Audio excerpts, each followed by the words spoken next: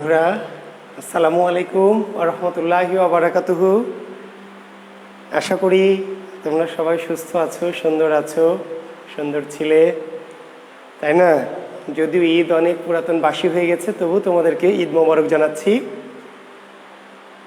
সবার জন্য ঈদ মোবারক। আর সবাই নিরাপদে আছো, সুস্থ আছো, আমাকে আশা করছি ঠিকমতো দেখতে এবং শুনতে পাচ্ছ নিশ্চয়ই, তাই না? হ্যাঁ। আর যুক্ত হচ্ছ নিশ্চয়ই আমার সাথে সবাই এক এক করে, নাকি তোমাদের এখনো মাংস খাওয়া শেষ হয়নি? হ্যাঁ, মাংস খাওয়া শেষ হয়েছে। স্যার, মাংস খাওয়া শেষ হয়েছে, কিন্তু এখনো নেহারি, তারপরে বট, ভুড়ি এগুলো খাওয়া শেষ হয়নি নাকি?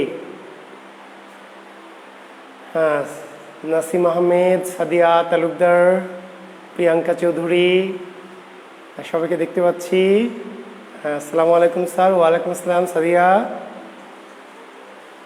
হ্যাঁ, ভালো আছি, সুস্থ আছি, সুন্দর আছি ইনশাল্লাহ। মইনুল, ঈদ মোবারক প্রিয় স্যার। হ্যাঁ, ঈদ মোবারক। ফারজানা চৌধুরী, ওয়ালাইকুম আসসালাম ফারজানা। প্রিয়াঙ্কা চৌধুরী, নমস্কার স্যার। নমস্কার প্রিয়াঙ্কা। হ্যাঁ, ভালো আছি। সাব্বির, ভালো আছি বাবা। সাব্বির হাসান, তমালিকা। স্যার, কতদিন পর আপনাকে দেখে কি যে ভালো লাগছে। অনেক ভালোবাসা গুরুজি। শিষ্য তমালিকা, হ্যাঁ, বেঁচে থাকো, দীর্ঘজীবী হও, চিরজীবী হও ইনশাল্লাহ। নবমী নাহার, ঈদ মোবারক স্যার। ঈদ মোবারক। হ্যাঁ, তো সবার জন্য শুভকামনা, শুভেচ্ছা। শামিমা সুলতানা, ঈদ মোবারক স্যার। ঈদ মোবারক শামিমা তোমাকে। আশা করছি সবাই। সৌরভ সরকার, কঠোরতম লকডাউনের শুভেচ্ছা। হ্যাঁ, তোমাকে শুভেচ্ছা। মুক্তা বারুই, কেমন আছেন স্যার? মুক্তা, ভালো আছি। টিপু সুলতান মাহমুদ স্যার, ঈদ মোবারক। ঈদ মোবারক টিপু সুলতান। শামিন সুলতানা, হ্যাঁ, কেমন আছেন? ভালো আছি, ওয়ালাইকুম আসসালাম। অনেক ভালোবাসা উড়াচ্ছে দেখছি আমাদের শিক্ষার্থী বন্ধু। হাজার হাজার ভালোবাসা, হাজার হাজার কেয়ার রিয়্যাক্ট। ওকে, তা আমরা শুভেচ্ছা বিনিময় পর্বে বেশিক্ষণ থাকবো না, আমরা ক্লাসে যাব। যদিও ক্লাসে শিক্ষার্থীদের উপস্থিতি এখনও আশানুরূপ নয়, কারণ অনেকে হয়তো মাংস খেয়ে শেষ করতে পারেনি, বাংলা ক্লাসের কথা ভুলে গেছে হয়তো বা। হ্যাঁ, আচ্ছা, সুমা দাস স্যার, আপনাকে অনেক সুন্দর দেখাচ্ছে। সুমা, তোমাকে ধন্যবাদ, শুভকামনা। আমাকে তোমার সুন্দর লাগছে, এই জন্য তোমার জন্য ভালোবাসা। হ্যাঁ, সৌরভ, সাফায় জামিল, সৌরভ, গুরু আইসে রে। হ্যাঁ, গুরু শিষ্যদের ছেড়ে আর কতদিন থাকবে বলো? শিষ্যদের ছেড়ে গুরুর কি কোনো অস্তিত্ব আছে? গুরুর কোনো মর্যাদা আছে? শিষ্যদেরকে নিয়েই তো গুরুর গুরুত্ব। কাজেই তোমাদের ছেড়ে আর থাকলাম না, ক্লাসে চলে এসেছি। আমরা ক্লাস শুরু করতে চাই শিক্ষার্থী বন্ধুরা। তো শুভ কামনা পর্ব, শুভেচ্ছা বিনিময় পর্ব, ভালোবাসাবাসী পর্ব আমরা এখানেই ইস্তফা রেখে আমরা ক্লাসে প্রবেশ করছি। ঠিক আছে? তা আমরা তোমাদের, আমি ঈদের আগেও বলেছি যে আমাদের অতি গুরুত্বপূর্ণ, মহা গুরুত্বপূর্ণ, মহামাল যে সাহিত্যিক, সেগুলি শেষ। আমরা এখন মাঝারি মানের বা মধ্যম মানের সাহিত্যিকদের আলোচনায় আছি। তো সেই আলোচনায় আমরা আজকে যাকে নিয়ে আলোচনা করব তার নাম আবুল মনসুর আহমেদ।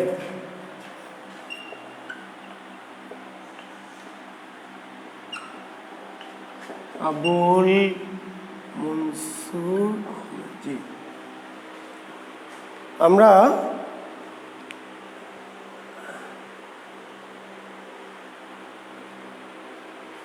আমরা আজকে যাকে নিয়ে কথা বলতে চাই, ফারজানা, অনেক মিস করছিলাম স্যার আপনাকে। ফারজানা, তোমাদের আমিও মিস করছিলাম। রিফাত রাজ স্যার এখন ডোমারে। রিফাত রাজ না, আমি ডোমারে না, আমি চাপাই আছি। কেমন আছেন স্যার? ফারজানা, ওকে। অন্তরায়, আজকে স্যারকে হিরো হিরো লাগতেছে। হিরো হিরো ভাব, তাই না? হ্যাঁ, হিরোইনের অভাব। আচ্ছা, ঠিক আছে ফারজানা, অনেক মিস করছি স্যার। আমিও তোমাদের অনেক মিস করেছি ইনশাল্লাহ। আজকে তোমাদের সামনে হাজির হয়েছি। আমারও খুব ভালো লাগছে। আমার আজকেই তো ঈদ, তাই না? আমার জীবনে তো তোমাদের নিয়েই আমার ঈদ। আমার ঈদ বলো, পূজা বলো, ভালোবাসা বলো, বকাঝকা বলো, সব কিছু প্রেম অপ্রেম সবই আমার শিক্ষার্থীদের নিয়ে, আমার পরিবার এবং আমার শিক্ষার্থী। আমার এই দুটো ভুবনের বাইরে আমার আর কোনো পৃথিবী নেই।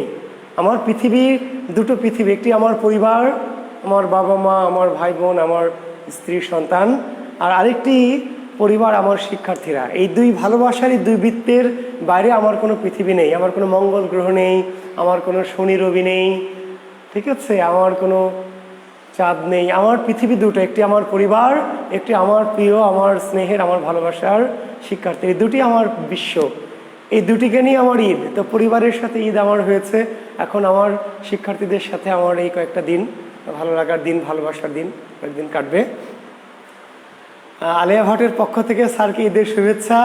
হ্যাঁ সৌরভ, আলিয়া ভাটের পক্ষ থেকে লাল গোলাপ শুভেচ্ছা। ঠিক আছে নসরিন খান, হ্যাঁ আলিয়া ভাটের পক্ষ থেকে আমি শুভেচ্ছা নিলাম তোমাদের পক্ষ থেকে আর কি। মণিশঙ্কর আর কয়টা ক্লাস নেবেন? যে কয়টা আমার ইচ্ছা হয়, ভালো লাগে। মণিশঙ্কর ক্লাস কয়টা নিব? আমার যেই কয়টা নিতে ভালো লাগে, আমার মন চাই যে কয়টা নিলে আমি তৃপ্তি পাবো, খুশি হব, সেই কয়টা ক্লাস নিব।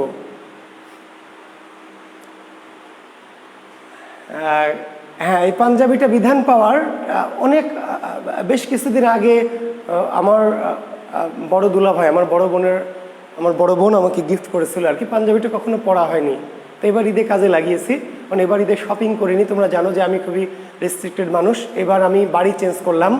আজকে তোমাদের আমি নতুন আমার নিজের বাড়ি থেকে ক্লাস নিচ্ছি। এর আগে আমি ভাড়া বাসায় ছিলাম, দীর্ঘদিন ভাড়া বাসা থেকে ক্লাস নিয়েছি।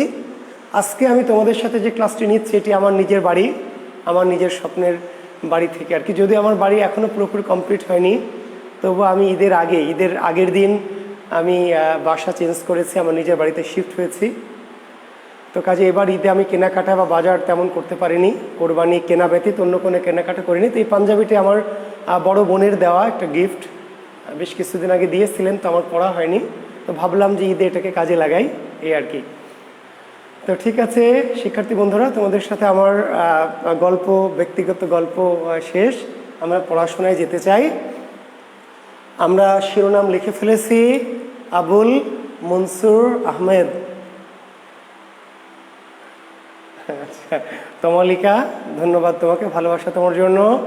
শিহাব শাহিন আলম, বাসিত মোবারক, হ্যাঁ হামিদ মোবারক, সবাইকে জানিয়ে দিয়েছি, সবার কাছ থেকে আমি নিয়েছি। Okay thank you. Manishankar thank you. Ahana ফারিফ,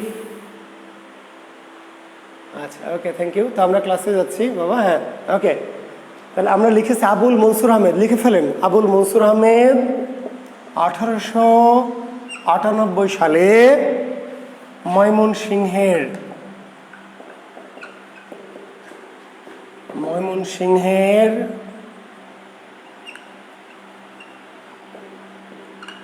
৩০ উপজেলার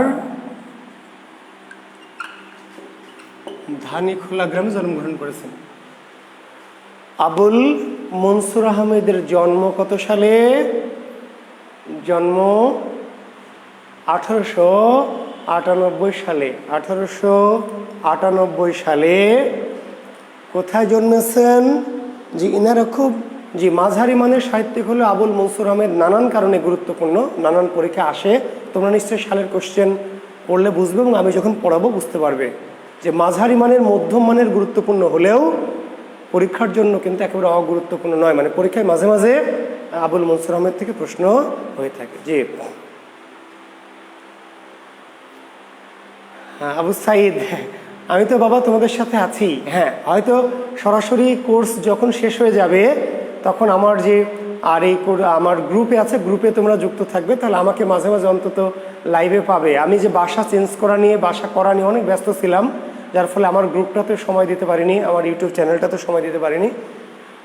প্রাইভেট ব্যাচের ক্লাস তো একসময় শেষ হবেই, হ্যাঁ শেষ হবে, এটাই নিয়তি। তবে আমার সঙ্গে যুক্ত থাকবে তোমরা, আমার যে ফেসবুক গ্রুপ এটার সাথে তোমরা থাকবে, অন্তত আমার সাথে তোমরা যুক্ত থাকতে পারবে, আমার ভালো মন্দ খুশি অখুশির সাথে যুক্ত থাকতে পারবে ইনশাআল্লাহ। ঠিক আছে, কাজেই আমাকে হারাবে না যদি আমি হারিয়ে না যাই। ওকে,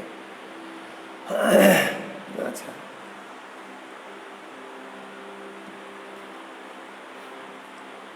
হ্যাঁ মণিশঙ্কর, সমরেশ বসু আনকমন ছিল। বিসিএস এ কমন থেকে প্রশ্ন আসবে, আনকমন থেকে আসবেন এমন কথা কিন্তু কেউ কখনো বলেনি, আমিও বলিনি। এমন হতে পারে যে জিন্দেগিতে তুমি শোনো নাই, আমিও শুনিনি, এমন লেখক থেকে প্রশ্ন হতে পারে মণিশঙ্কর। কিন্তু আমরা তো আর ওই একেবারে যে তুমি শোনোনি আমিও শুনিনি এই লেখক তো আর পড়াতে পারবো না, পড়াবও না।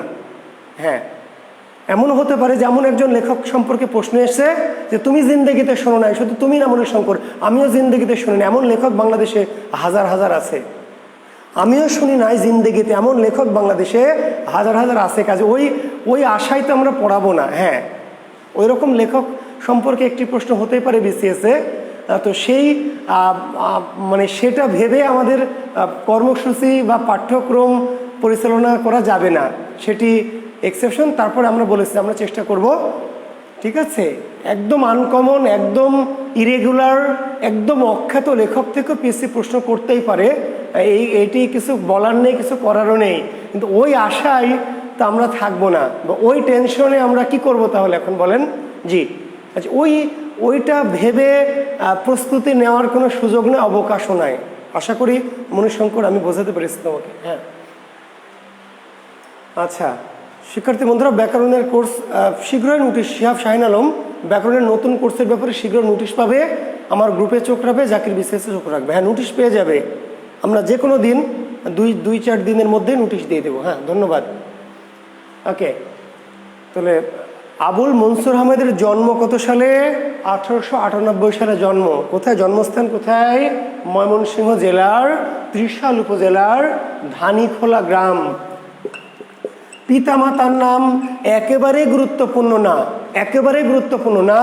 মণিশঙ্করের কথা সূত্র ধরে বলতে হচ্ছে, যদি আসে তখন তোমাকে গালি দিবেন যে বেয়াদ্দব স্যার, শয়তান কোথাকার, হ্যাঁ কিছু বোঝে না, পরে বললো আসবে না।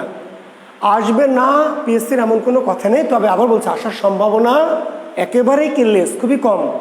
জি, পিতামাতার নাম তবু আমরা জানানোর স্বার্থে একটু জানিয়ে রাখছি, ঠিক আছে? আব্দুর রহিম ফরাইজি, পিতার নাম আব্দুর রহিম ফরাইজি, মাতা জাহান বেগম। জি, পিতামাতার নাম আসার সম্ভাবনা একদমই কম, কিন্তু ওই যে কিন্তু যদি আসে কিছু করার নাই। জি, জাহান বেগম, পিতা আব্দুর রহিম ফরাইজি, মাতা জাহান বেগম।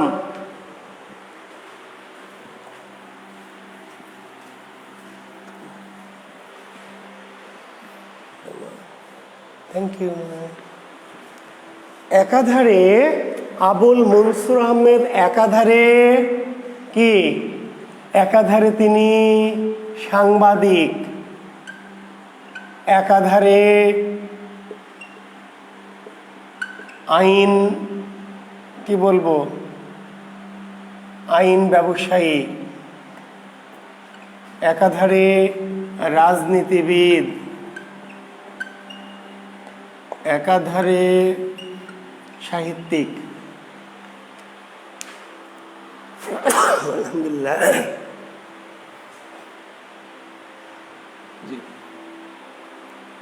তাহলে আবুল মনসুর আহমেদ, আবুল মনসুর আহমেদ একাধারে জি সাংবাদিক, একাধারে আইন ব্যবসায়ী, একাধারে রাজনীতিবিদ, একাধারে সাহিত্যিক। ক্লিয়ার? জি। তাহলে প্রশ্ন এমন হতে পারে আবুল মনসুর আহমেদ সম্পর্কে কোনটি প্রযোজ্য, কিংবা এমন হতে পারে কোনটি প্রযোজ্য নয়। আবুল মনসুর আহমেদ কি ছিলেন, কি ছিলেন না? তাহলে তিনি সাংবাদিক, আইন ব্যবসায়ী, রাজনীতিবিদ, সাহিত্যিক। জি, অনেকগুলি পত্রিকায় তিনি সাংবাদিকতা করেছেন, অনেকগুলি পত্রিকায়। তবে তার সম্পাদিত পত্রিকার নাম দৈনিক ইত্তেহাদ। ইত্তেফাক না, কিন্তু কি ইত্তেহাদ।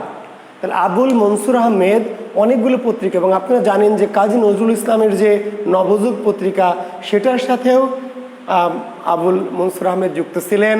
তারপর ওই সময় মাসিক মোহাম্মদী সহ অনেক পত্র পত্রিকার সাথে আবুল মনসুর আহমেদ যুক্ত ছিলেন। তবে তার সম্পাদিত পত্রিকার নাম কি?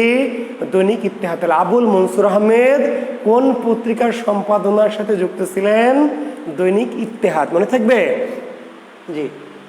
তিনি, আপনারা জানেন যে কলকাতা রিপন কলেজ থেকে ল পড়াশোনা করেছিলেন। কলকাতার রিপন কলেজ থেকে আইন বিষয় নিয়ে পড়াশোনা করে আইন পাশ করেছিলেন, এবং ময়মনসিংহে তিনি আইন ব্যবসা শুরু করেছিলেন।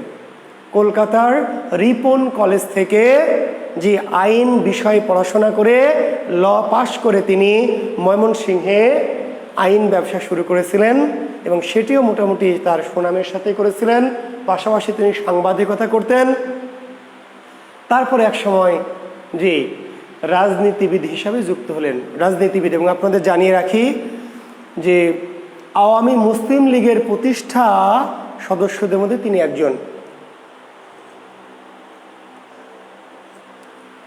বাংলাদেশের বেশ বড় মাপের রাজনীতিবিদ, অর্থাৎ আমরা ঠিক একদম প্রথম সারিতে যদি হোসেন সৈয়দ সোহরাওয়ার্দী, তাই না, তারপরে আমরা যদি শেরেবাংলাকে ফজলুল হক, আমরা যদি মৌলানা ভাসানী, বঙ্গবন্ধু এনাদেরকে রাখি, ঠিক তাদের পরেই কিন্তু জাস্ট এই 4-5 জনের পরে কিন্তু গুরুত্বের সাথে ওই সময় রাজনীতি করেছিলেন আবুল মনসুর আহমেদ। তা আবুল মনসুর আহমেদ বাংলাদেশ আওয়ামী মুসলিম লীগের প্রতিষ্ঠাতাদের একজন। ঠিক সম্পাদক না, দৈনিক কৃষক পত্রিকার ঠিক সম্পাদক না ফারজানা, দৈনিক কৃষক পত্রিকার সাথে তিনি যুক্ত ছিলেন। আমি আবার বলছি, নজরুলের নবযুগ পত্রিকার সাথে যুক্ত ছিলেন, মাসিক মোহাম্মদী পত্রিকার সাথে যুক্ত ছিলেন, অনেকগুলি পত্রিকার সাথেই যুক্ত ছিলেন আবুল মনসুর আহমেদ। তবে সম্পাদিত পত্রিকা হচ্ছে তার দৈনিক ইত্তেহাদ। এই পত্রিকা তিনি সরাসরি সম্পাদক ছিলেন। আর দৈনিক কৃষক পত্রিকা তিনি সহকারী সম্পাদক। হ্যাঁ, ডাইরেক্ট সম্পাদক না, ফারজানা আক্তার ঠিকই বলেছেন। দৈনিক কৃষক এই পত্রিকা তিনি সহকারী সম্পাদক, ঠিক আছে, ছিলেন। আর তিনি সম্পাদক ছিলেন দৈনিক ইত্তেহাদ পত্রিকার। তো রাজনীতিবিদ আবুল মনসুর আহমেদ নিয়ে অনেক কথা বলার আছে, তবে বাংলা ক্লাসে আমার যেহেতু অত বেশি গুরুত্বপূর্ণ রাজনীতি নিয়ে আমরা কথা বলবো, তবে শুধু জানিয়ে রাখি তিনি বাংলাদেশ আওয়ামী মুসলিম লীগের প্রতিষ্ঠাতা ছিলেন। তিনি যুক্তফ্রন্ট সরকারের, বুঝতে পারলেন, মন্ত্রীর দায়িত্ব পেয়েছিলেন। একাধিক মন্ত্রণালয়ের মন্ত্রীর দায়িত্ব তিনি শিক্ষা মন্ত্রণালয়ে ছিলেন, বাণিজ্য মন্ত্রণালয়ে ছিলেন, বুঝতে পেরেছেন। এমনকি যুক্তফ্রন্টের নির্বাচনী যে 21 দফা ইস্তেহার, যুক্তফ্রন্টের যে 21 দফা নির্বাচনী ইস্তেহার, সেই নির্বাচনী ইস্তেহার প্রস্তুত কমিটিরও তিনি কি গুরুত্বপূর্ণ সদস্য ছিলেন। ঠিক আছে। তো যাই হোক, সেই রাজনীতির বিষয় নিয়ে যদি আপনারা জানতে চান আলাদা করে পড়বেন। আমরা মূলত তার সাহিত্যিক পরিস্থিতিটা নিয়েই আমরা পড়তে চাই। তো আবুল মনসুর আহমেদ সাংবাদিক ছিলেন, আইন ব্যবসায়ী ছিলেন, রাজনীতিবিদ ছিলেন। এই পরিচয়গুলি আমাদের এই ক্লাসের মুখ্য পরিচয় না, এই পরিচয়গুলি গৌণ পরিচয়। মুখ্য পরিচয় কি? তিনি সাহিত্যিক। আবুল মনসুর আহমেদের যে জনপ্রিয়তা সাহিত্যিক হিসাবে, সবচেয়ে জনপ্রিয়তা যে গ্রন্থটি যেন, সেটির নাম কি? আয়না। লিখে নেন। আবুল মনসুর আহমেদের সবচেয়ে কি জনপ্রিয় যে গ্রন্থটা লিখে তিনি জনপ্রিয় হয়েছিলেন, হ্যাঁ অনেক ঠিকই বলেছেন, স্বাস্থ্য মন্ত্রণালয়ে যুক্ত ছিলেন, শিক্ষা মন্ত্রণালয়ের সাথে যুক্ত ছিলেন, এমনকি বাণিজ্য মন্ত্রণালয়ের সাথেও যুক্ত ছিলেন। অনেক, হ্যাঁ তোমার ইনফরমেশন ঠিক আছে, আমারটাও ভুল না, একাধিক মন্ত্রণালয়ের সাথে তিনি যুক্ত ছিলেন। আবুল মনসুর আহমেদের বিখ্যাত বা শ্রেষ্ঠ বা জনপ্রিয় গ্রন্থের নাম কি? আয়না। বুঝতে পেরেছেন? জি, আবুল মনসুর আহমেদের যে খ্যাতি বা জনপ্রিয়তা, তার পিছনে কোন গ্রন্থের অবদান বেশি? আয়না। এই গ্রন্থটি সালটা মনে রাখবেন, 1935 সালে। এখন একটি প্রশ্ন, আয়না কি জাতীয় রচনা? এই প্রশ্নটি নিয়ে বিভ্রান্তি আছে, থাকবে, আপনারা পরে আমাকে প্রশ্ন করবেন, আমি আগে বলে দিই। আয়না কি জাতীয় রচনা? এখানে বিভ্রান্তি কেন? এখানে কোনো বই উত্তর আছে ছোট গল্প, আর কোনো বইয়ের আছে রম্য বা ব্যঙ্গ ধর্মী রচনা। আয়না কি জাতীয় রচনা? আয়না কি জাতীয় রচনা? তো আয়না কি জাতীয় রচনা, এটা কোনো অপশনে কোনো বই অপশনে দেওয়া আছে ছোট গল্প, কোনো বইয়ের অপশনে দেওয়া আছে কি রম্য বা ব্যঙ্গধর্মী বা ব্যঙ্গাত্মক রচনা। উত্তর আসলে দুটি। তো ওই যে বললাম যে আপনারা যেমন অগামগা কিছু শিক্ষার্থী আছেন, ঠিক তেমনি অগামগা কিছু পরীক্ষক আছে, অথবা অগামগা কিছু বাজারে বই আছে। অগামগা পরীক্ষকও কিন্তু আছে। কারণ আয়না ছোট গল্প কিসের দিক থেকে? কাঠামো, গঠন কাঠামোর দিক থেকে আয়না আসলে ছোট গল্প। আর রসের দিক থেকে কি রম্য রচনা। তো আসলে দুটা আসলে দুই জিনিস। একটি হচ্ছে এই ছোট আয়না কি জাতীয় রচনা, আসলে কাঠামোর দিক থেকে ছোট গল্প। আয়নাটা কাঠামোর দিক থেকে, কাঠামো বা স্ট্রাকচারগত দিক থেকে কি ছোট গল্প। তাহলে উত্তরটি রাইট। রস পরিণতির দিক থেকে এটি রম্য রচনা বা ব্যঙ্গধর্মী ব্যঙ্গাত্মক রস রচনা। তাহলে দুটোই উত্তর ঠিক। গঠন কাঠামোর দিক দিয়ে আয়না ছোট গল্প, আর রস পরিণতির দিক থেকে আয়না হচ্ছে কি রম্য ব্যঙ্গধর্মী রচনা। ঠিক আছে। তো আয়না ওই সময়ের অতি বিখ্যাত রচনা, এবং আবুল মনসুর আহমেদ আমাদের কবি কাজী নজরুল ইসলামের খুব স্নেহধন্য লেখক। এবং আপনারা জানেন যে নজরুলের যে নবযুগ পত্রিকা, তার সাথে আবুল মনসুর আহমেদ যুক্ত ছিলেন। এবং এই গ্রন্থটি আয়না যখন প্রথম প্রকাশিত হয়, তখন এই গ্রন্থের ভূমিকা লিখে দিয়েছিলেন কাজী নজরুল ইসলাম। তথ্যটি অতি গুরুত্বপূর্ণ, লিখে নিতে পারেন যে আয়না গ্রন্থের ভূমিকা লিখে দিয়েছিলেন কে? তাহলে জি, আয়না এই গল্প গ্রন্থের ভূমিকা লিখে দিয়েছিলেন বিদ্রোহী কবি কাজী নজরুল ইসলাম। মাথায় রাখবেন।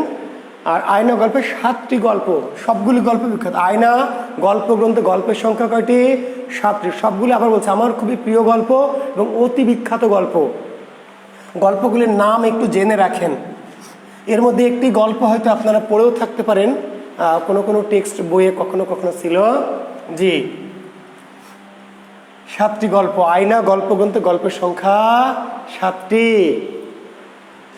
কি কি গল্পগুলোর নাম কি?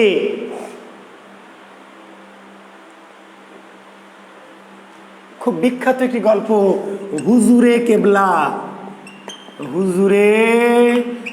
অতি বিখ্যাত গল্প। জি, এত দারুণ গল্প, এই গল্প পড়বেন, না পড়লে জীবনের 12 আনায় বৃথা। জি, হুজুরে কেবলা।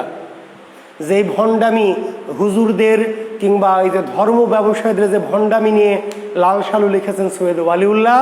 জি, ধর্মীয় ভণ্ডামি। সেই ধর্মীয় ভণ্ডামি কে ব্যঙ্গ করে, কি করে? লাল সালু তো ব্যঙ্গ করে না, লাল সালু হচ্ছে ব্যঙ্গ করে না, সামাজিক উপন্যাস। কিন্তু ধর্মীয় ভণ্ডামিকে ব্যঙ্গ করে হুজুরে কেবলা। তারপরে গো দেউতা কা দেশ,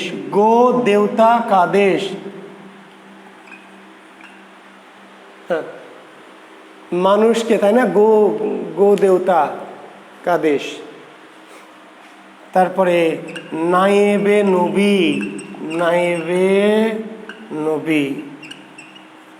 লিডারে কওম। এদিকে লিখবো, দেখতে পাচ্ছেন? জি, মুজাহিদিন, বিদ্রোহী সংঘ, ধর্মরাজ্য। সবগুলি গল্প অতি বিখ্যাত। এবং এই গল্পগুলোর বিষয়বস্তু কি? আবুল মনসুর আহমেদের গল্পের বিষয়বস্তু ধর্মীয় ভণ্ডামি। সুবিধাবাদী মহল। জি, ধর্মীয় ভণ্ডামি। কিভাবে ধর্মীয় ভণ্ডামি করে নিজের স্বার্থ উদ্ধারের জন্য, মসজিদ যেমন নিজের স্বার্থ উদ্ধারের জন্য ধর্মীয় ভণ্ডামি করেছিল, ঠিক তেমনি এই গল্পের। এবং হুজুরে কেবলার কথা স্পেশালি বলছি এই জন্য যে এই যে দেখেন 1935 সালে যে গল্প লিখেছে, 1935 সালে, এখন 2021 সাল, আর 14 বছর পরে আবার 2035 আসবে, তবু এই গল্পের আবেদন এখনো আছে। এখন ওই দেশে সেই হুজুরে কেবলার বহাল তবিয়তে আছে। হাকিমপুরি, জদ্দাপুরি, কেবলাপুরি, তাই না, খাজা বাবা, অলি বাবা, যে এখনো বহাল তবিতে সমস্ত বাবারা, জি। আর তার ভক্ত মুরিদরা কি করে, নিজের গরু মুরগি, হ্যাঁ, জান মাল শুধু না, বউ বেটি দিয়ে এই হুজুরে কেবলাদের এখনো পদসেবা করে। কথা ঠিক কিনা? চিল্লা এখন, কথা ঠিক কিনা? কোনো ভেজাল আছে না? হুজুর খুশি, কেবলা বাবা খুশি, সব খুশি, সব মাপ, জি। দয়াল বাবার টিকিট খানা চড়তে কারো নাই রে মানা, দয়াল বাবার টিকিট খানা চড়তে কারো নাই রে মানা, হুইয়া হুইয়া। এই বাবা এখন পর্যন্ত 1935 সালে যে গল্প আবুল মনসুর আহমেদ লিখেছে, এই 2035 সাল চলে যাবে, 2135 সাল যাবে, 2235 সাল যাবে, তবু কিন্তু হুজুরে কেবলারা এখনো বহাল তবিয়তে আছে। কাজে এই গল্প 100 বছর পুরাতন হলে এখন পর্যন্ত কি প্রাসঙ্গিক, প্রাসঙ্গিক, জি। বুঝতে পারলেন? আবুল মনসুর আহমেদের বিখ্যাত গল্পগ্রন্থ আয়না, সম্ভব হলে পড়বেন, আয়না। এরপরে বিখ্যাত গল্পের নাম কি? ফুড কনফারেন্স, ফুড কনফারেন্স, আসমানি পর্দা, ফুড কনফারেন্স। ওই যে আবার বললাম গল্প, কিন্তু কি জাতীয় গল্প? ব্যঙ্গধর্মী, ব্যঙ্গ, জি। Food conference. দুর্ভিক্ষের মধ্যেও মানুষ কিভাবে দুর্ভিক্ষের কথা বলে কি করছে, চাঁদা তুলে সে নিজেরা মেরে দিচ্ছে। বেশিরভাগ চাঁদার টাকা কি করছে, নিজেদের আরামায়েশে ব্যবহার করছে, আর আসলে দুর্ভিক্ষপীড়িত মানুষের কাছে পৌঁছাচ্ছে না। বুঝতে পেরেছেন? জি। তো এই যে ফুড কনফারেন্স, স্বার্থপর মানুষ, স্বার্থবাদী মানুষ নিজেরা দরিদ্রদের নামে, অসহায় মানুষদের নামে, দুর্ভিক্ষের নামে চাঁদা তুলে, সাহায্য তুলে নিজেদের বিলাস ব্যসনে সেই টাকাগুলি ব্যয় হয়ে যাচ্ছে, গরিব মানুষের হাত পর্যন্ত পৌঁছাচ্ছে না। তো এগুলো তার গল্প গ্রন্থ, আসমানি পর্দা, জি। শিশুতোষ গ্রন্থ, শিশুতোষ রচনা, যে লিখে নেন গ্যালিভারের সফরনামা, গ্যালিভারের সফরনামা,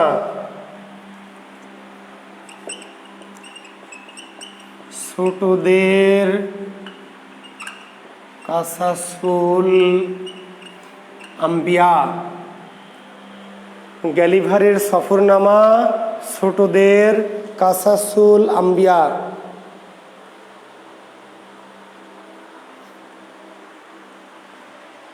জি। মুসলমানি কথা,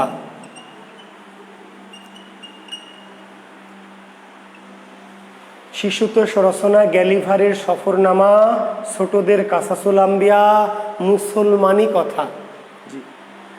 এবং এই গ্যালিভারের সফরনামা, মুসলমানি কথা, এগুলি যদিও শিশুতোষ কিন্তু ব্যঙ্গধর্মী, জি। পরিণতির রসটা হচ্ছে ব্যঙ্গাত্মক। গ্যালিভারের সফরনামা, মুসলমানি কথা শিশুতোষ সাহিত্য, কিন্তু রস পরিণতির দিক থেকে কি কাজে কোনো কোনো বইয়ে ব্যঙ্গ বা রস জাতীয় রচনা লেখা আছে, বিভ্রান্ত হবেন না। একটা হলো কাঠামোর দিক থেকে, আর একটা হচ্ছে রস। রস হচ্ছে ব্যঙ্গধর্মী। আবুল মনসুর আহমেদের লেখার মূল রসটা কি? ব্যঙ্গ, জি। এটা খেয়াল করবেন। আর আবুল মনসুর আহমেদের খুব বিখ্যাত রচনা হচ্ছে প্রবন্ধ, জি। প্রবন্ধ, বিখ্যাত কিছু প্রবন্ধ তিনি লিখেছেন।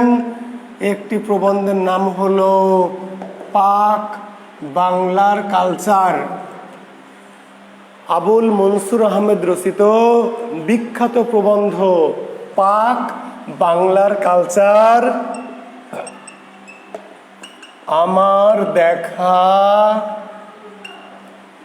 রাজনীতির, খুব বিখ্যাত প্রবন্ধ। আবুল মনসুর আহমেদের অতি বিখ্যাত, পরীক্ষায় আসার মতো অতি গুরুত্বপূর্ণ দুটি গ্রন্থ, আমার দেখা রাজনীতির 50 বছর, এবং আরেকটি গ্রন্থ হলো শের ই বাংলা থেকে বঙ্গবন্ধু। জি, আবুল মনসুর আহমেদের প্রবন্ধ পাক বাংলার কালচার, ঠিক আছে, আমার দেখা রাজনীতির 50 বছর, শের ই বাংলা, খুব অতি বিখ্যাত বিসিএস এর জন্য এই দুটি গ্রন্থ, আমার দেখা রাজনীতির 50 বছর, শের ই বাংলা থেকে বঙ্গবন্ধু, ঠিক আছে। জি, আরেকটি আছে প্রবন্ধ বেশি দামে কেনা, বেশি দামে কেনা কম দামে বেচা আমাদের স্বাধীনতা। দুটো গ্রন্থ না আবার কিন্তু, ঠিক আছে, একটা নাম, যে একটা গ্রন্থের নাম, বেশি দামে কেনা কম দামে বেচা আমাদের স্বাধীনতা। বেশি দামে কেনা কম দামে বেচা আমাদের স্বাধীনতা।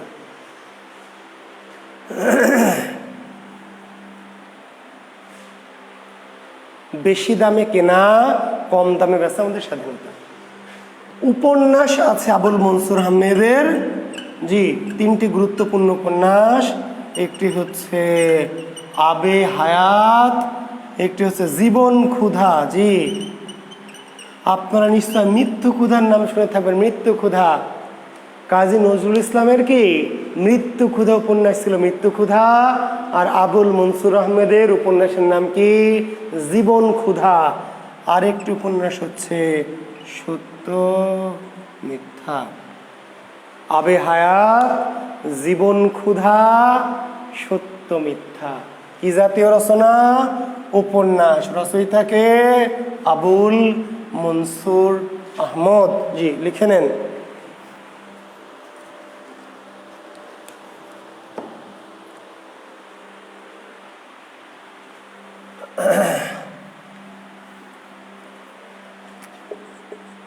আত্মজীবনী।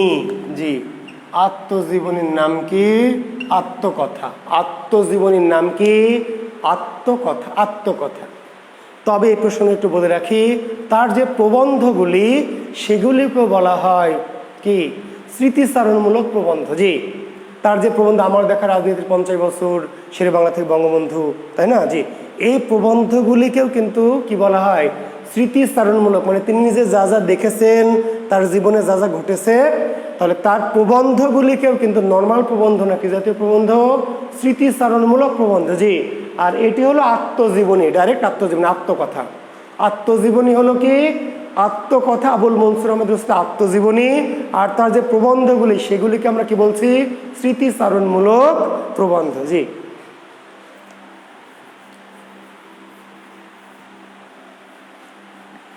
এই হচ্ছে মোটামুটি আবুল মনসুর আহমেদ 1979 সালে জি মৃত্যুবরণ করেছেন। মৃত্যু কত সালে? জন্ম মৃত্যু সালটা তারিখের দরকার নাই, পিতামাতার নামও দরকার নাই, জন্মস্থানটা মনে রাখবেন। ময়মনসিংহের 30 সালের ধানীখোলা, জন্ম 1898 সালে, মৃত্যু 1979। জি, এই তথ্য আর গ্রন্থগুলি 1979 সালে। আমরা এবারে পড়ব যে লেখককে, তার নাম হচ্ছে প্রিন্সিপাল ইব্রাহিম খাঁ। জি,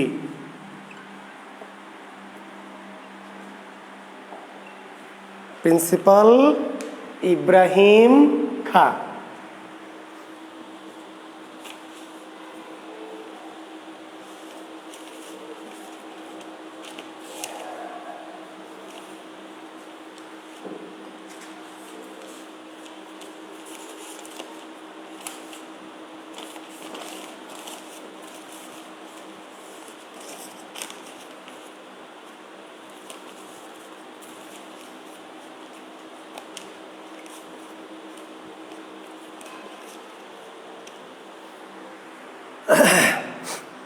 শিক্ষার্থী বন্ধুরা, আপনাদের কমেন্টসগুলি দেখতে পাচ্ছি না। আচ্ছা, বেশি দামে কেনা কম দামে বেচা সম্পর্কে একটু বলবেন। আচ্ছা, ঠিক আছে। জি, সাদিয়া তালুকদার, আমাদের যে স্বাধীনতা, জি, বিশেষ করে আসলে মানে আমাদের যে আমরা যখন ব্রিটিশদের, একটা জিনিস মনে রাখবেন যে আমরা কিন্তু পাকিস্তান স্বাধীন করেছিলাম। সাদিয়া, এটা অনেক আসলে রাজনৈতিক প্রেক্ষাপট তো একটু গভীরে, এই জন্য আমরা যখন 1947 সালে কিন্তু আমরা স্বাধীন হয়েছি, বুঝেছেন সাদিয়া? আমরা স্বাধীন হয়েছি 1947 সালে, এবং 1947 সালে ব্রিটিশদের কাছে স্বাধীন হওয়ার জন্য কিন্তু আমরা অনেক রক্ত দিয়েছি। আমাদের তিতুমির, আমাদের ক্ষুদিরাম, আমাদের সূর্য সেন, আমাদের প্রীতিলতা, আমাদের বিনয়, আমাদের বাদল, এরকম অনেকেই কিন্তু জীবন দিয়েছে, রক্ত দিয়েছে, অনেক রক্তের বিনিময়ে, অনেক জীবনের বিনিময়ে। কৃষক বিদ্রোহ, ফকির সন্ন্যাসী বিদ্রোহ, বুঝতে পেরেছেন? তারপর সিপাহী বিদ্রোহ, অনেক বিদ্রোহের পথ পেরিয়ে, অনেক রক্তের বিনিময়ে কিন্তু 1947 সালে আমরা স্বাধীন ভারত পেয়েছি, হিন্দুস্তান এবং কি পাকিস্তান। 1947 সালে আমরা ভাবলাম যে আমরা কি স্বাধীন, কিন্তু পরে দেখা গেল যে আমরা স্বাধীন না, আমরা আসলে কি পরাধীন। বেশি দামে কিনে কম দামে আবার পাকিস্তানের কাছে বেচে দিলাম। আমরা আমাদের স্বাধীনতা অনেক কষ্ট করে অর্জন করলাম, অর্জন করে আবার পাকিস্তানিদের কাছে কি করলাম, কম দামে বেচে দিলাম। ধর্মের, স্রেফ একটা ধর্মের দোহাই দিয়ে আমরা ধর্ম কম দামি একটা জিনিস, আবুল মনসুর আহমেদের কাছে এই ধর্মের দোহাই দিয়ে আমাদের স্বাধীনতা আবার পাকিস্তানের কাছে বেচতে দিলাম। এই বিষয়টাকে আলোকপাত করেছেন মূলত এই।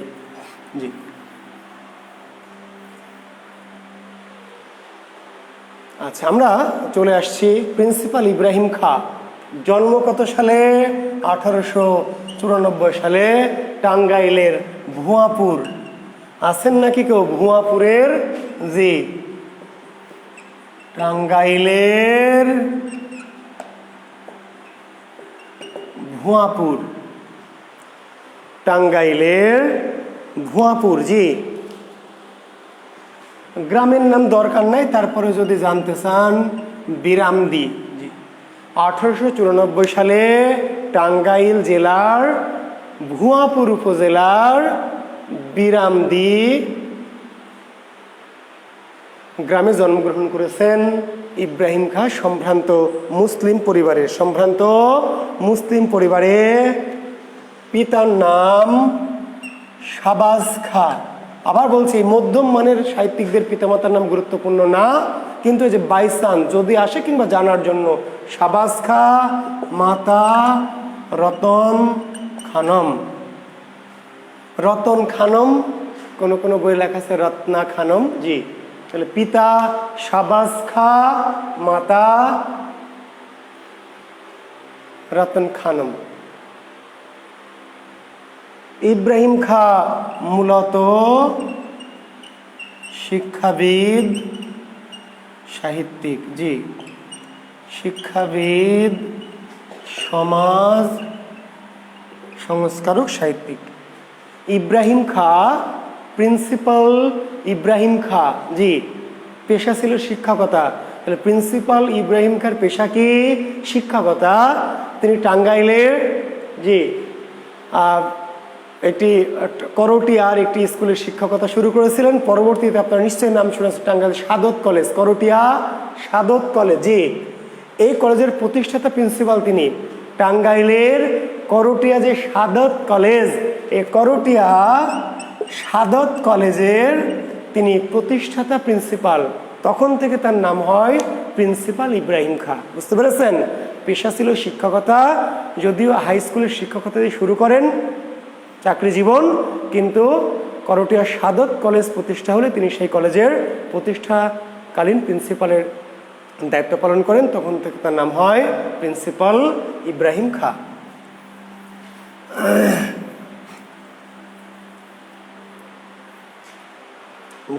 এবং এই প্রিন্সিপাল ইব্রাহিম খাঁ আপনাদেরকে গুরুত্বপূর্ণ তথ্য দিতে চাই। এই প্রিন্সিপাল ইব্রাহিম খাঁ ব্রিটিশ আমলে ব্রিটিশ সরকারদের কাছে খান সাহেব, খান বাহাদুর উপাধি লাভ করেছেন। ব্রিটিশ সরকারের কাছ থেকে ব্রিটিশ শাসন আমলে খান সাহেব, খান বাহাদুর উপাধি লাভ করেছেন। পাকিস্তান সরকারের কাছ থেকে সিতারা ই ইমতিয়াজ পদক লাভ করেছেন বাংলাদেশ সরকারের কাছ থেকে। জি, বাংলা একাডেমি এবং 21 পদক লাভ করেছেন। জি, কি মাল এটা ভাবেন এবার। আমরা যদিও মহামালের কাতারে রাখিনি, জি, কিন্তু ভাবেন যে ব্রিটিশ সরকার, ইংরেজ সরকারের কাছ থেকে তিনি উপাধি পেয়েছেন খান সাহেব, খান বাহাদুরে। খান বাহাদুর উপাধি ইংরেজরা দিত কিন্তু খুব সম্ভ্রান্ত লোকজনকে। ব্রিটিশ শাসন আমলে ব্রিটিশ সরকারের কাছ থেকে তিনি খান সাহেব, খান বাহাদুর উপাধি লাভ করলেন। পাকিস্তান সরকারের আমলে পাকিস্তান সরকারের সবচেয়ে বড় পুরস্কার সিতারা ইমতিয়াজ, সিতারা-ই ইমতিয়াজ উপাধি তিনি পেলেন পাকিস্তান সরকারের কাছ থেকে। বাংলাদেশ সরকারের কাছ থেকে তিনি পেয়েছেন কি বাংলা একাডেমি এবং 21 পদক। বুঝতে পেরেছেন? তাহলে এই যে 3 সরকারের আমলেই যে অনেকটা মওদুদ সাহেব টাইপ আর কি। জি, বুঝতে পেরেছেন তো? কাজে কোন মাল, শিক্ষাবিদ ছিলেন, বড় মাপের শিক্ষাবিদ, সমাজ সংস্কারক, জি, সাহিত্যিক।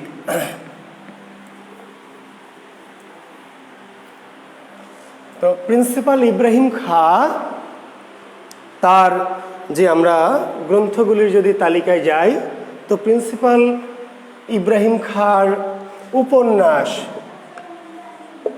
একটি উপন্যাস কম গুরুত্বপূর্ণ, জেনে রাখেন, বউ বেগম। উপন্যাসটির নাম কি?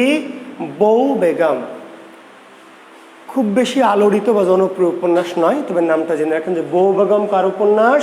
ইব্রাহিম খাঁ। ইব্রাহিম খাঁর উপন্যাস নাম বউ বেগম।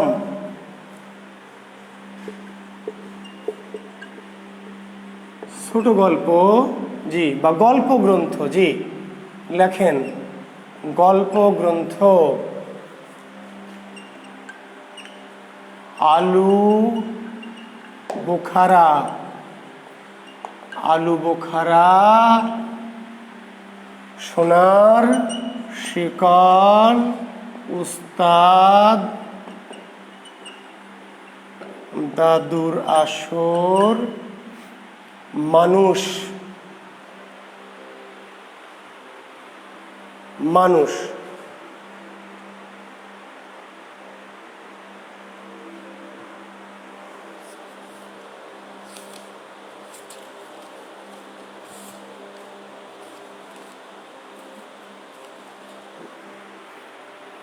এই মানুষ সম্পর্কে একটা তথ্য মনে রাখেন। মানুষ কিন্তু একটা নাটক আছে, কার মনে আছে? কে বলতে পারবেন মানুষ নাটকের রচয়িতাকে? দেখি কে কমেন্টসে কে জানায়, আমি দেখতে চাই।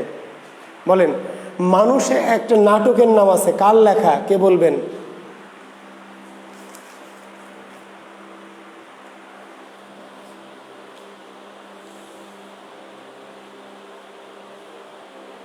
বলতে পারবেন মানুষ? কই কেউ কমেন্টস করছেন না কেন? কি সমস্যা? না কমেন্টস আমি দেখতে পাচ্ছি না। মানুষ, মুনির চৌধুরী একটা নাটক আছে মানুষ, জি, রক্তাক্ত প্রান্তর, মানুষ, মুনির চৌধুরী। Thank you Ahana ফারিফ।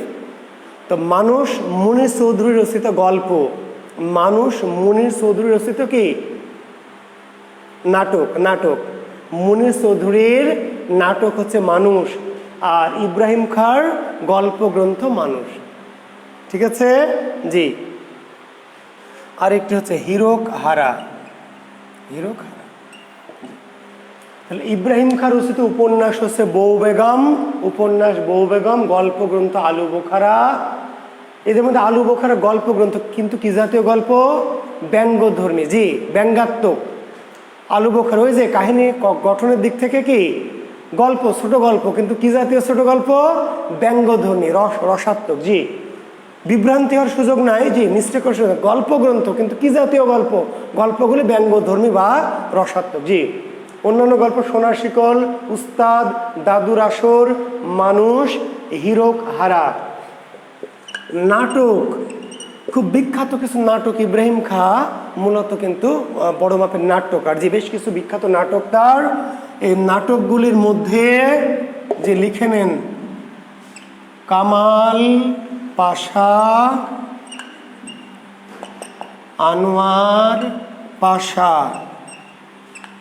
কাফেলা, পড়েছেন কিনা, কেউ কেউ পড়ে থাকতে পারেন এক সময় পাঠ্য বইয়ে, জি টেক্সটে ছিল, জি এক সময় কোনো একটা সময় টেক্সটে ছিল কাফেলা নাটক, নারী শিক্ষা, নারী জাগরণ।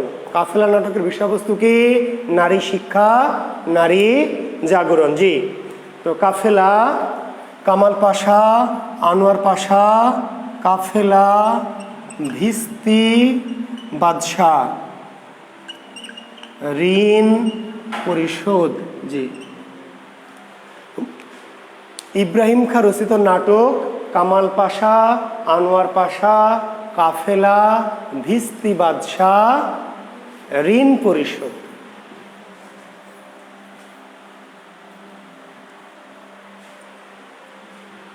দেখেছেন? ইব্রাহিম খাঁ রচিত ভ্রমণ কাহিনী, ভ্রমণ কাহিনী, ভ্রমণ কাহিনী, খুব বিখ্যাত ভ্রমণ কাহিনী আছে। ইস্তাম্বুল, ইস্তাম্বুল যাত্রীর পত্র, নয়া জগতের পথে, নয়া সিনে এক চক্কর। ইস্তাম্বুল যাত্রীর পত্র, ইস্তাম্বুল যাত্রীর পত্র, নয়া জগতের পথে, নয়া সিনে এক চক্কর, পাকিস্তানের পথে ঘাটে। জি, পাকিস্তানের পথে ঘাটে। ভ্রমণ কাহিনী বা ভ্রমণ বিষয়ক গ্রন্থ ইস্তাম্বুল, এই বিশেষ করে ইস্তাম্বুল যাত্রীর পত্র খুবই গুরুত্বপূর্ণ ভ্রমণ কাহিনী। নয়া জগতের পথে, নয়া সিনে এক চক্কর, পাকিস্তানের পথে ঘাটে। শিশু সাহিত্য, ইব্রাহিম খাঁর শিশু সাহিত্য। জি, ব্যাঘ্র মামা, ব্যাঘ্র মামা, শিয়াল পণ্ডিত, ব্যাঘ্র মামা ছোটদের মহানবী, ছোটদের নজরুল, নীল হরিণ। ব্যাঘ্র মামা, শিয়াল পণ্ডিত, ছোটদের মহানবী, ছোটদের নজরুল, নীল হরিণ।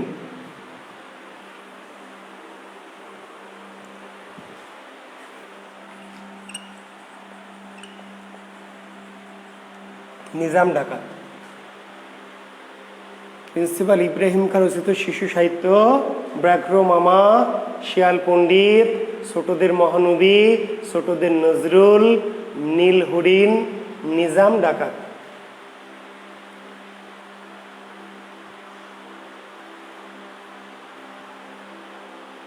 আরো আছে, জি সোহরাব রুস্তুম, সোহরাব রুস্তুম। জি, সোহরাব রুস্তুম। তুর্কি উপকথা, সোহরাব রুস্তম, তুর্কি উপকথা।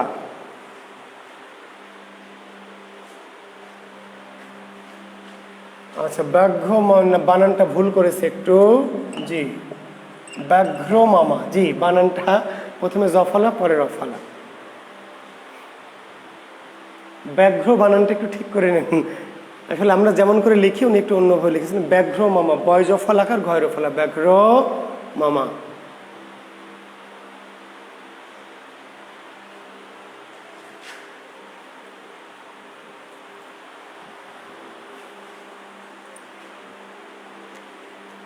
গুরুত্বপূর্ণ অনুবাদ সাহিত্য আছে, অনুবাদ সাহিত্য। তিনটি অনুবাদ সাহিত্য গুরুত্বপূর্ণ। বাবুর নামা, চেঙ্গিস খাঁ, বিশেষ করে তার চির তুষারের দেশে। যে অনুবাদ সাহিত্য, প্রিন্সিপাল ইব্রাহিম খাঁ রচিত অনুবাদ সাহিত্য। জি, বাবুর নামা, চেঙ্গিস খাঁ, চির তুষারের দেশে, চির তুষারের দেশে।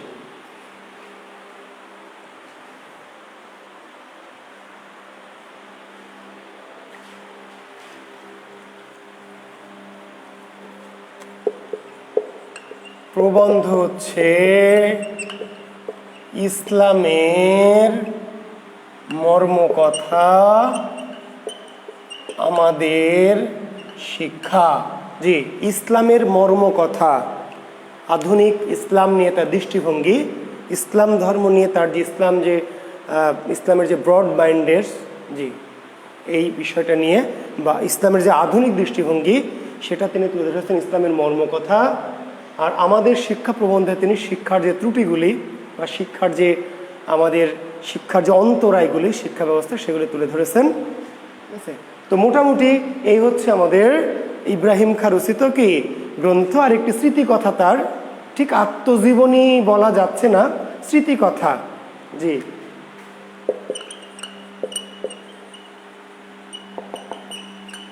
স্মৃতি বিচিত্রা, স্মৃতি কথা গ্রন্থের নাম কি? স্মৃতি বিচিত্রা আর বাতায়ন। স্মৃতি বিচিত্রা না, সরি, স্মৃতি কথা হচ্ছে বাতায়ন, সরি বাতায়ন। স্মৃতিকথামূলক গ্রন্থের নাম কি? স্মৃতিকথামূলক গ্রন্থের নাম বাতায়ন। 1978 সালে মৃত্যু। জি, এই তথ্য মনে রাখলে হবে। স্মৃতিকথা বাতায়ন, বাতায়ন, জি, স্মৃতিকথা বাতায়ন, 1978 সালে মৃত্যু। আবুল মনসুর আহমেদের মৃত্যু 1979। মনসুর আহমেদের মৃত্যু 1979। আর ইব্রাহিম খাঁর মৃত্যু কত? 1978।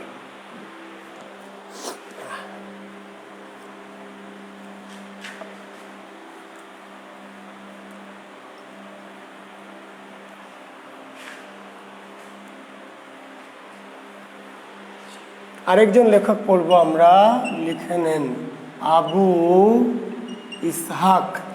দেখেছেন? জি, আবু ইসহাক। জি,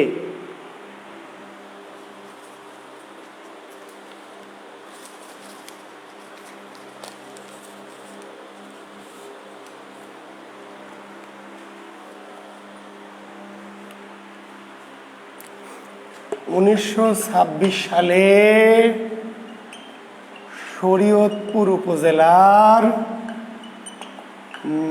শরীয়তপুর জেলার নারী উপজেলার শিরঙ্গল গ্রাম।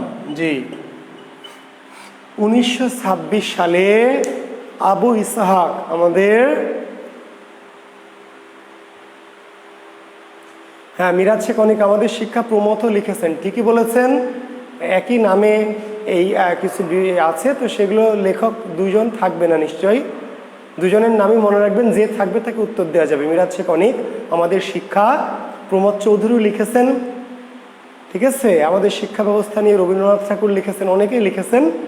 তো যে লেখকের নাম থাকবে তাকে উত্তর দেওয়া যাবে। আর দুইজন থেকে উভয়ই থাকতেও পারে চালাকি করে, তবে সাধারণত থাকবে না। যে লেখকের নাম থাকবে যে কোনো একজন, তাকে উত্তর দেওয়া যাবে। আবু ইসহাক 1926 সালে শরীয়তপুর জেলার নারিয়া উপজেলার শিরঙ্গল গ্রামে জন্মগ্রহণ করেছেন।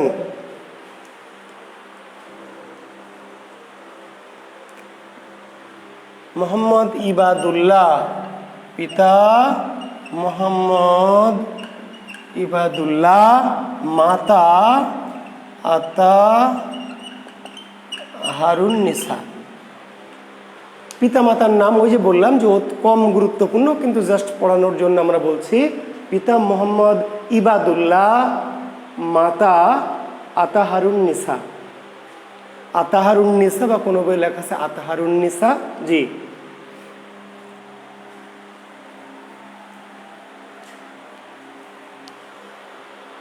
আবু ইসহাকের প্রথম রচনা,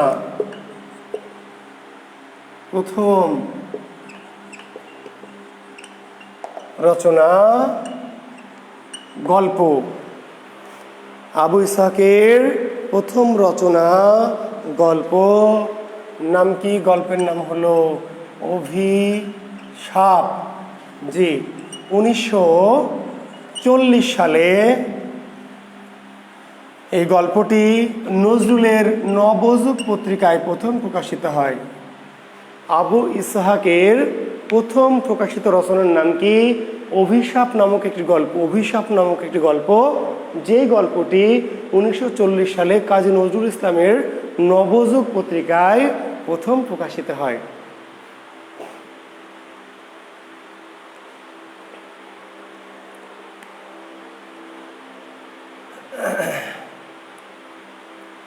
ঠিক আছে, আচ্ছা। আর আবু ইসহাক খুব বেশি লেখেননি, অল্প কিছু লিখেছেন। তবে তার যে সবচেয়ে জনপ্রিয় বা শ্রেষ্ঠ বা তাকে যে খ্যাতি দিয়েছে এই গ্রন্থটির নাম নিশ্চয় সবাই জানেন, জি সূর্য দীঘল বাড়ি। বানানটা খেয়াল করবেন, জি সূর্য দীঘল বাড়ি। জি 1955 সালটি জরুরি মনে রাখবেন। আবু ইসহাকের সবচেয়ে শ্রেষ্ঠ বা জনপ্রিয় বা বহুল আলোচিত, তাই না, গ্রন্থটির নাম কি? সূর্য দীঘল বাড়ি। এটি একটি উপন্যাস, জি। এবং নিশ্চয় জানেন যে উপন্যাসটি নিয়ে চলচ্চিত্র নির্মিত হয়েছে শেখ নিয়ামত আলী এবং শাকের। জি শাকের এবং শেখ নিয়ামত আলী দুজনে মিলে সূর্য দীঘল বাড়ি এই চলচ্চিত্র নির্মাণ করেছে এবং যেটা অনেকগুলি পুরস্কার পেয়েছে। শেখ নিয়ামত আলী এবং কি সালাউদ্দিন শাকের নামক একজন ব্যক্তি, তারা দুজন মিলে এই চলচ্চিত্রটি পরিচালনা করেছে, সূর্য দীঘল বাড়ি। সিনেমা আছে, দেখবেন। জি মূল চরিত্র কে? মূল চরিত্র জয়গুণ। মূল চরিত্র জয়গুণ, জি জয়গুণের পুত্র হাসু। উপজীব্য বিষয় কি? জি নারীর জীবন সংগ্রাম। নারীর কি জীবন সংগ্রাম? সূর্য দীঘল বাড়ি। আর যদি নারীর জীবন সংগ্রাম অপশনে না থাকে তাহলে কি বলবেন? গ্রামীণ জীবন সংগ্রাম। মূলত আসলে নারীর জীবন সংগ্রাম। কার জীবন সংগ্রাম? নারীর জীবন সংগ্রাম।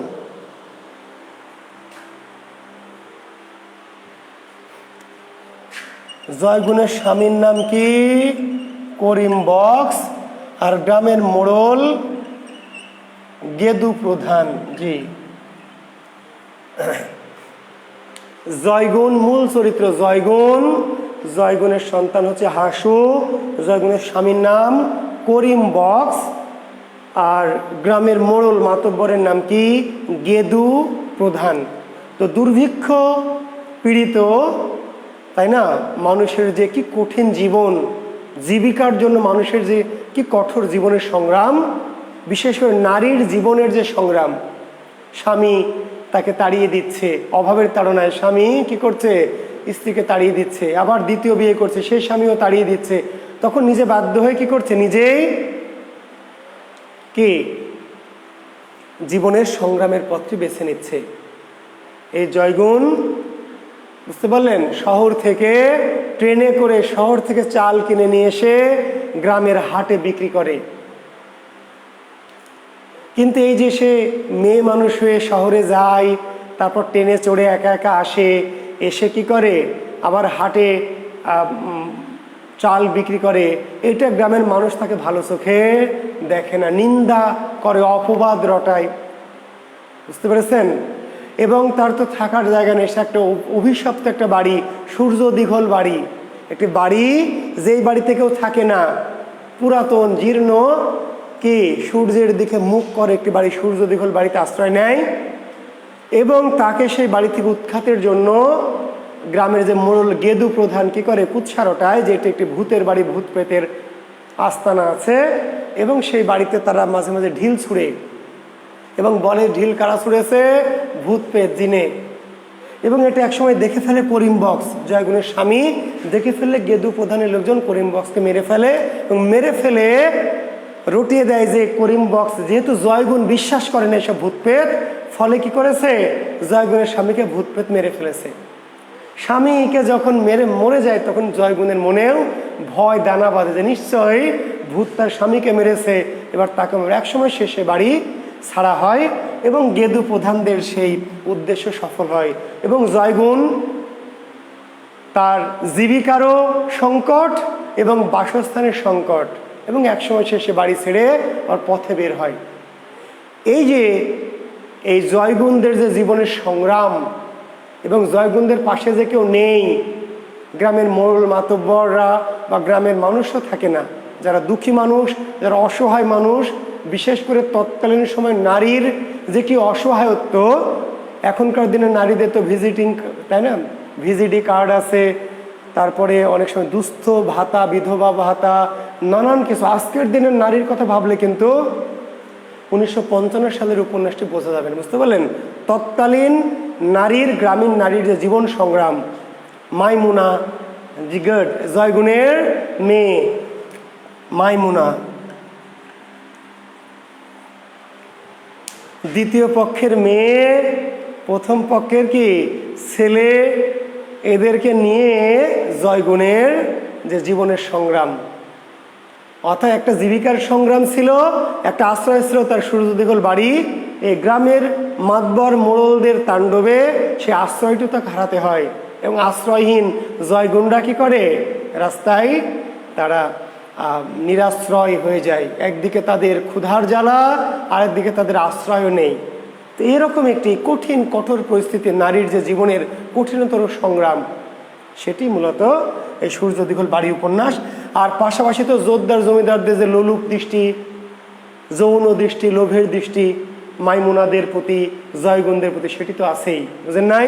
অসহায় নারীর প্রতি কি মানুষের কিন্তু মায়াময় দৃষ্টি না, কেমন দৃষ্টি?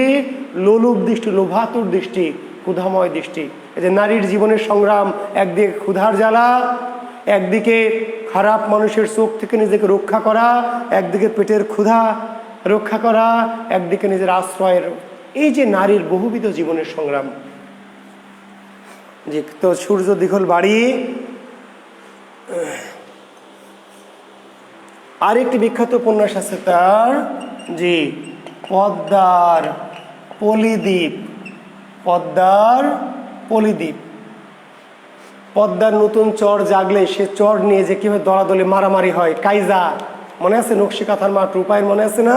জি, তো পদ্মার চরের মানুষের যে জীবনের সংগ্রাম, নতুন চর জাগলে একদিকে আনন্দ, আরেকদিকে কি মানুষে মানুষে যে কি কাইজা বা মারামারি। এই পদ্মার পলিদ্বীপ উপন্যাসে আবহমান বাংলার পদ্মা তীরবর্তী চরগুলির মানুষের যে জীবনের সংগ্রাম, সেগুলো তুলে ধরা হয়েছে। আরেকটি উপন্যাস হচ্ছে জাল।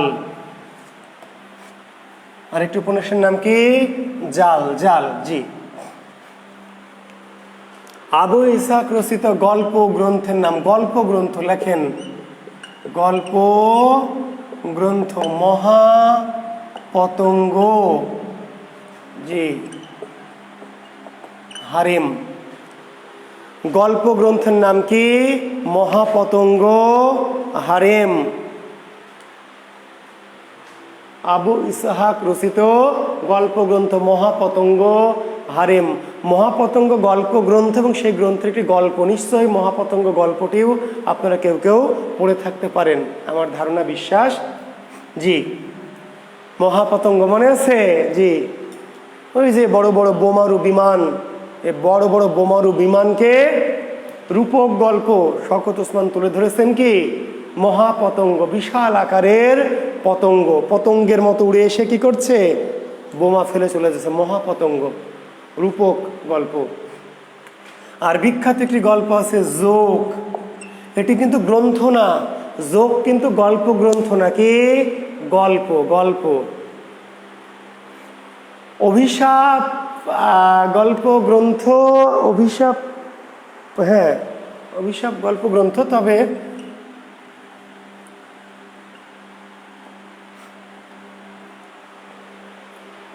অভিশাপ গল্প গ্রন্থ, তবে ওখানে ওটি মানে বড় গল্প আর কি, বড় গল্প।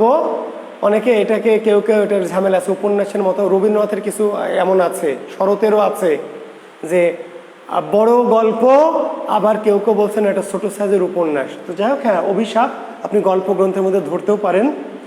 আচ্ছা, আর একটি বিখ্যাত গল্পের নাম জোঁক। গল্পের নাম কি? জোঁক। জোঁক, জি।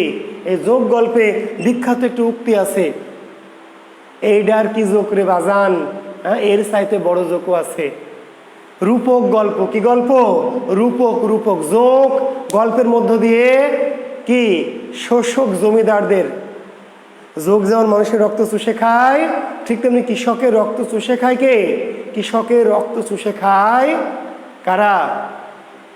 জমিদাররা, মহাজন, মজুদদার। জি, কাজে মজুদদার মহাজনদের বিরুদ্ধে কি যে সাধারণ কৃষকের যে সংগ্রাম, সেটি এই যোগ গল্পের মধ্য দিয়ে তুলে ধরা হয়েছে। জি, ছেলেকে বলছে যে এইডার কি জোকরে বাজান, এইডার কি জোকরে বাজান, এর চাইতে বড় জোকও আছে। জি, তো জোক শওকত ওসমানের বলছে আবু ইসহাকের বিখ্যাত একটি গল্প। আর শওকত ওসমানের একটি নাটক আছে, জয় জি ধ্বনি, জয়ধ্বনি নাটক। জি, আবু ইসহাক রচিত নাটক জয়ধ্বনি।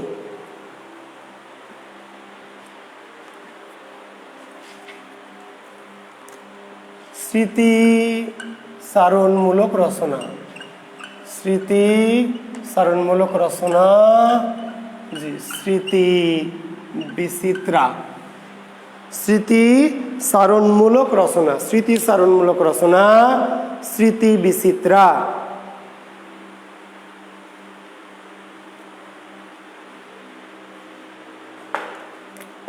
দুই 2003 সালে মৃত্যুবরণ করেছেন। 2000 মিশুবর্ধন, টের পাইলে কি আর রক্ত খেতে পারবে? টের পাইলে কি আর রক্ত খেতে পারে, ঠিকই বলেছেন।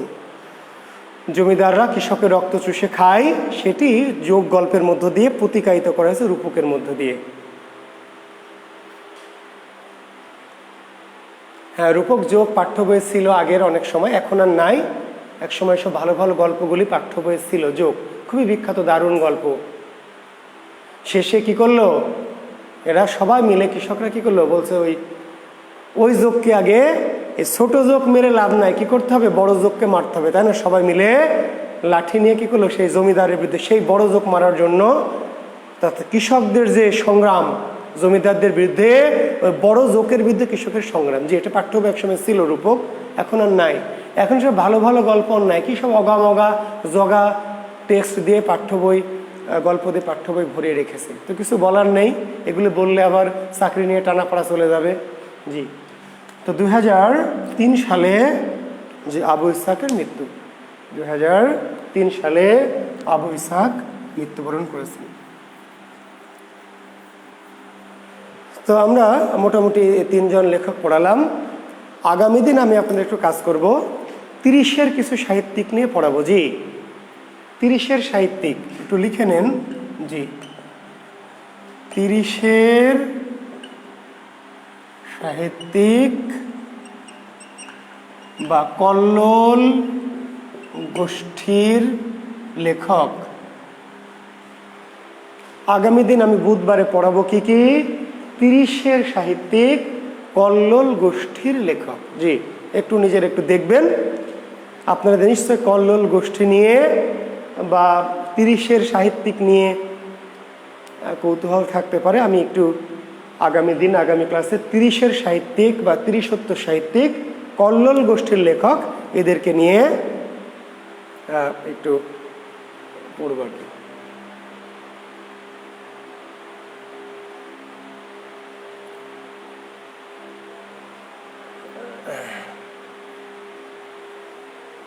হ্যাঁ, পঞ্চপাণ্ডব আহনা, ঠিকই বলেছে। পঞ্চপাণ্ডবের আমরা এক পাণ্ডব পড়িয়েছি, জীবনানন্দ দাশ পড়িয়েছি। জীবনানন্দ দাশ এই পাণ্ডবকে আমরা পড়িয়েছি, এবং তার সাথে আরও 4 পাণ্ডব আছে, যাদেরকে আমরা 30-এর সাহিত্যিক বলছি বা কল্লোল গোষ্ঠীর লেখক বা রবীন্দ্র বিরোধী। তো সেই লেখকগুলি সহ আমাদের আরও 2-1 লেখক মিলে আমরা আগামী দিন ইনশাল্লাহ পড়াবো। সৌরভ সরকার, হয়তো কারোর সাথে সামনাসামনি দেখা হয়নি, পরিচয় হয়নি, তারপরে স্যারের পাশাপাশি এই গ্রুপের সদস্যরা পরিচিত মুখ হয়ে উঠেছে। আর কয়েকটা ক্লাস পর মিস কল দেওয়া হবে না, মিস করবো সবাইকে। হ্যাঁ, আমরা সবাই আসলে একটা আত্মিক সুতোয় বেঁধে গেছি। আমি নিজে যেমন তোমাদের সাথে, তোমরাও একে অন্যের সাথে। তো এই ভালোবাসার বন্ধন থাকবে নিশ্চয়ই, তাই না? নিশ্চয়ই থাকবে। আমাকে কেন্দ্র করে তোমাদের এই ভালোবাসার, এই আন্তরিকতার বন্ধনটি থাকবে ইনশাল্লাহ। ঠিক আছে? আর ওই যে বলেছি যে আমার জুয়েল কিবরিয়া বিশেষ প্রস্তুতি গ্রুপে তোমরা যুক্ত থেকো। পরিবেশ যদি অনুকূল হয়, পরিবেশ ভালো হয়, তোমরা যদি চাও কোনো এক ভালো সুদিনে হয়তো এমন হতে পারে যে আমরা সবাই মিলে একটু কি সামনাসামনি দেখা সাক্ষাৎ করলাম, একটু মজা করলাম, এমন হতেও পারে, এমন দিন আসতেও পারে ইনশাল্লাহ। তো সেই দিনের প্রতীক্ষা আমরা থাকলাম। এই দিন নয়, আরও দিন আছে। এই দিনের নিয়ে যাব ওই দিনেরও কাছে, সে প্রত্যাশায়, সেই শুভকামনা আমরা থাকলাম। জি, আজকের ক্লাস এখানেই শেষ করছি। সবাই ভালো থাকবেন, আগামী ক্লাসে দেখা হবে। আল্লাহ হাফেজ, শুভরাত্রি।